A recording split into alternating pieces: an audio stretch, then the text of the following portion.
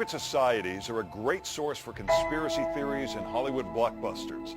Legends add to the mystique. One thing is certain, a secret society is about elevating members above others, us versus them. In the Ivy League, secret societies are the elite among the elite, and members often become world leaders.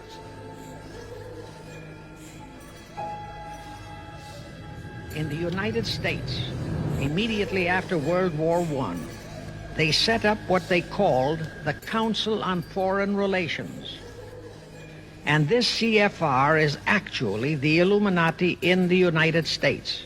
Founding fathers like Washington and Franklin were Freemasons. Our membership has its pleasures, its hardships, and sometimes its pain. Well, and there's that hexagon again. This same symbolism, just like the Star of David. A hexagon like we saw in the other place. Adam Weishaupt set up the Illuminati and his secret society to take over the world, overthrow existing governments and religions, and create a true new world order based on wise men, old learned practices from ancient regimes, and a pagan religion that didn't worship God, but worshiped the laws of man and of reason.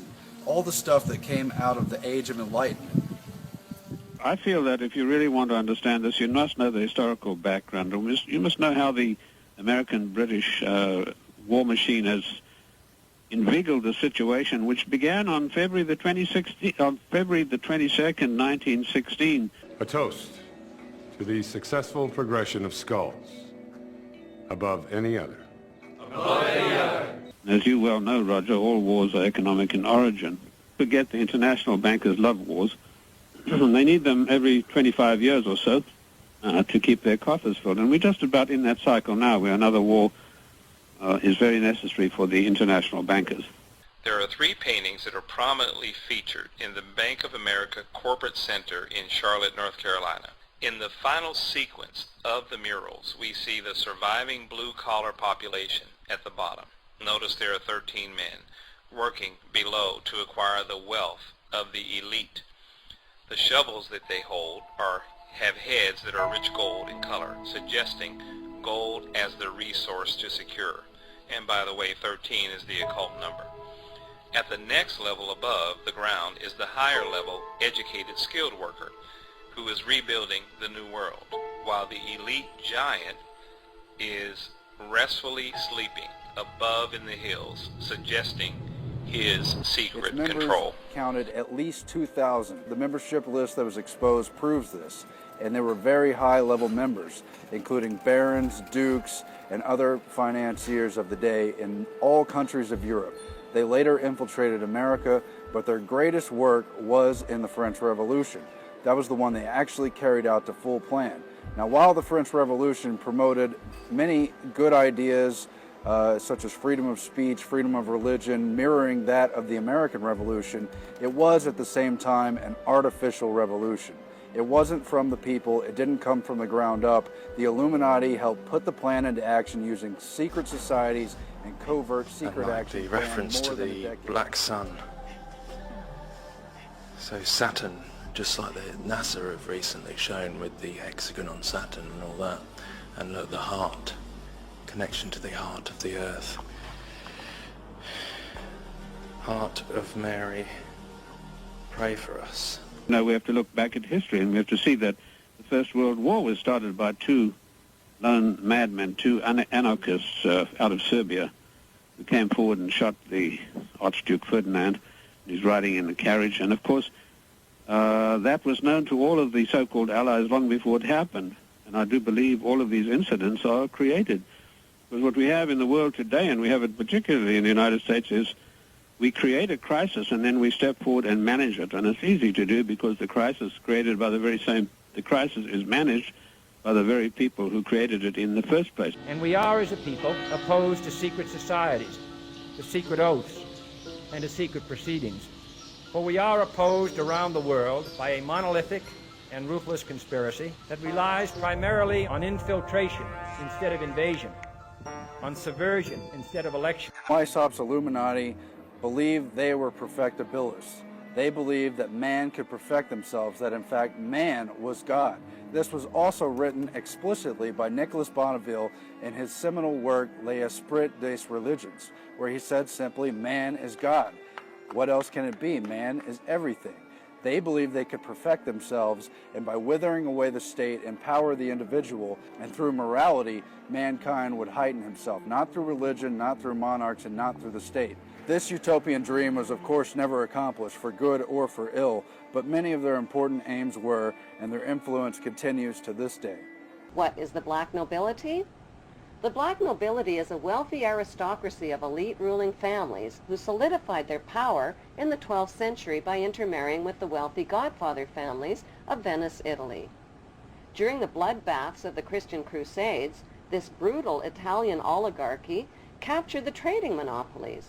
Over the centuries, the black nobility have used their power and wealth to rape, plunder, and exploit every corner of the globe.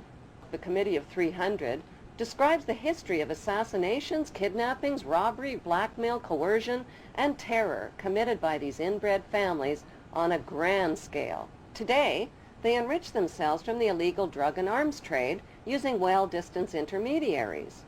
An estimated $280 billion in flight capital and drug money flows into their secret Swiss accounts. Who are these ruling black nobility families? They include the House of Hanover, Germany, the House of Habsburg, Austria, the House of Orange, Netherlands, the House of Liechtenstein in Liechtenstein, and most importantly, the House of Guelph in Britain. All of these family houses can be found on Queen Elizabeth II's family tree. The black nobility are the founders of the Committee of 300, which is also known as the Illuminati or Illuminated Ones. Queen Elizabeth II is head of the committee of these 300 ruling families. The Illuminati was formed to achieve one main objective, one world government called the New World Order. NWO spells own, backwards. All of today's think tanks originate from the Committee of 300 and include the Round Table, the CFR Council on Foreign Relations, the United Nations, the Bilderbergs, the Club of Rome, the RIIA, and the Trilateral Commission founded by David Rockefeller. Since the British colonization of America, many powerful American families have formed secret societies that cooperate with the black nobility, like the Skull and Bones fraternity at Yale University, which is rooted in German Freemasonry. Its exclusive members are some of America's most powerful and wealthy men, including 2 United States presidents, President George W. Bush and his father, President George Herbert Walker Bush. And of course we know that in the scheme of things of the New World Order, of which the strongest disciple in the world today is the former President of the United States, George Bush. He greatly favored the stratagem of using the international banks to finance both sides of the war. We had it in the Civil War in the United States of America as well. And of course, in the Second World War, the Bolshevik Revolution was financed by both sides. And it was, of course, caused by the Rothschilds jerking the rugs out from the Tsar of Russia. And so on and so forth. It goes on and on throughout recorded history. Skull and Bones member was running for office, George W. Bush. Other members included his father and grandfather, as well as Senator John Kerry. Skull and Bones was started in 1832 when people were starting to become suspicious of organizations like the Freemasons.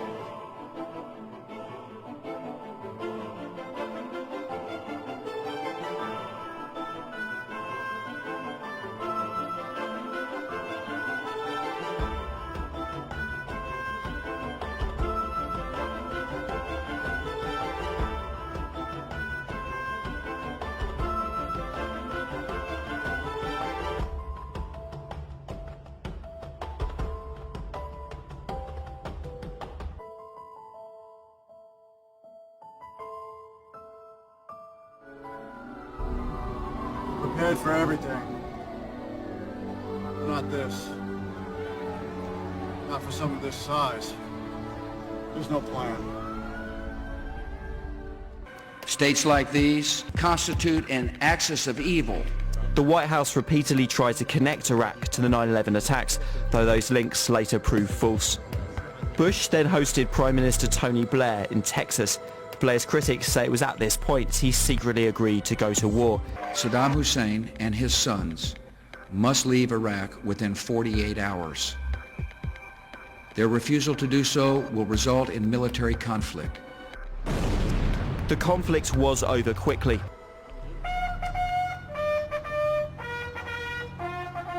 In April 2009, the UK ended combat operations. The US withdrew 2 years later.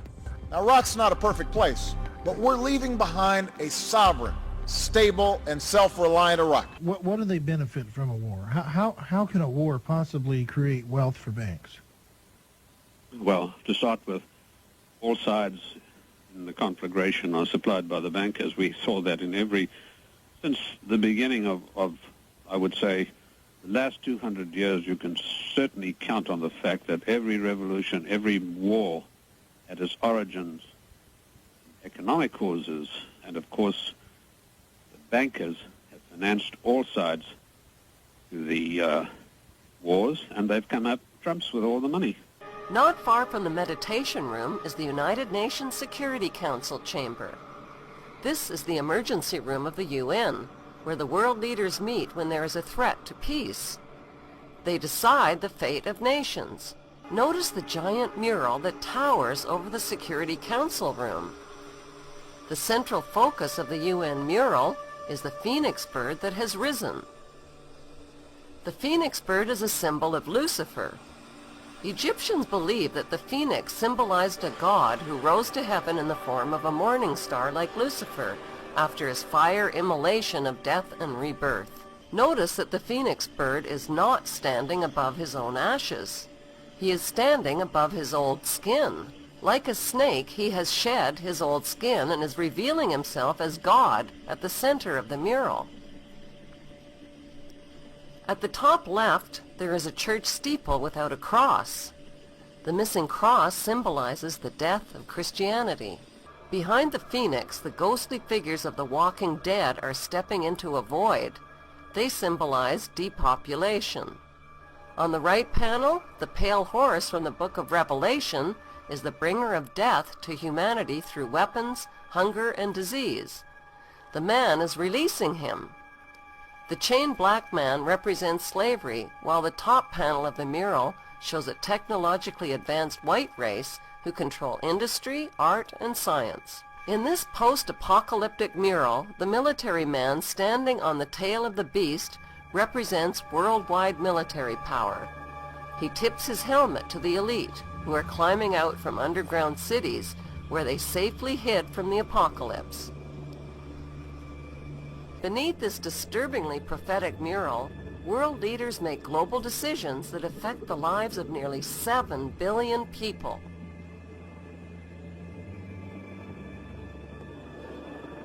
World War III is to be fomented by using the so-called controversies the agents of the Illuminati, operating under whatever new name, are now stirring up between the political Zionists and the leaders of the Muslim world. That war is to be directed in such a manner that all of Islam and political Zionism, Israel, will destroy each other, while at the same time the remaining nations, once more divided on this issue, will be forced to fight themselves into a state of complete exhaustion, physically, mentally, spiritually, and economically. Now, can any thinking person doubt that the intrigue now going on in the Near, Middle, and Far East is designed to accomplish that satanic objective? Pike himself foretold all this in a statement he made to Mazzini on August 15, 1871. Pike stated that after World War III is ended, those who will inspire to undisputed world domination will provoke the greatest social cataclysm the world has ever known. Six-sided shape. It's just that this goes back to Egypt, Babylon, and there's always been usurping authority, as I said, usurping authority from the real legitimate Messiah. the real legitimate truth that we can read in the New Testament. This is how they are doing it and always have done it. In the final phases of the conspiracy, the one world government will consist of the king dictator, head of the United Nations, the CFR, and a few billionaires, economists, and scientists who have proved their devotion to the great conspiracy. All others are to be integrated into a vast conglomeration of mongrelized humanity, actually slaves.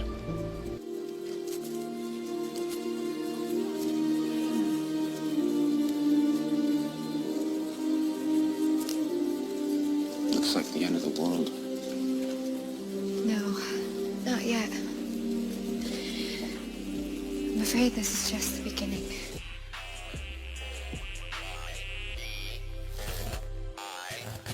You what, mate?